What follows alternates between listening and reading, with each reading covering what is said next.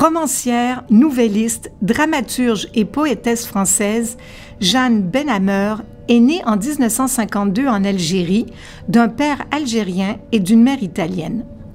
Dernière d'une famille de 4 enfants, Jeanne Benhammer quitte, avec les siens, l'Algérie pour la France à cause des violences liées à la guerre. Elle a alors 5 ans et demi lorsqu'elle arrive à La Rochelle. L'auteur accorde une place importante à la psychanalyse qui lui a permis, et je cite, « de mettre en forme par la parole ses émotions et donc de les travailler dans l'écriture ».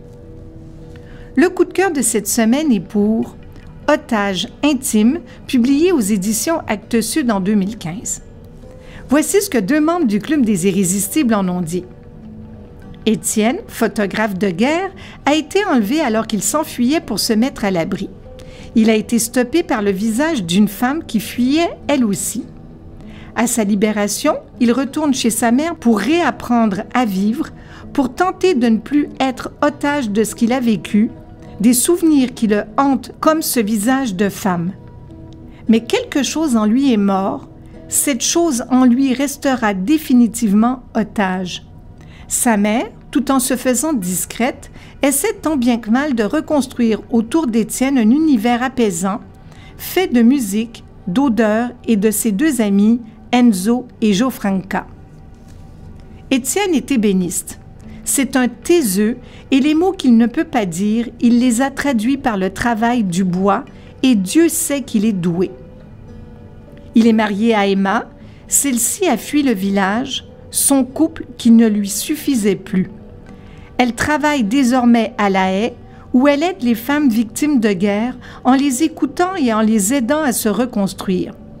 Ces 2 amis, indispensables à la reconstruction d'Étienne, ne sont toutefois pas suffisants, car eux aussi sont otages à leur façon de quelque chose qui les empêche de vivre, d'être eux-mêmes.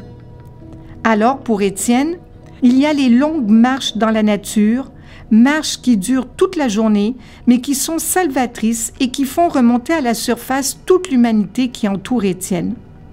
Chaque endroit agit comme une bouée de sauvetage, rappelant à Étienne des souvenirs d'enfance heureux ou du moins rassurants.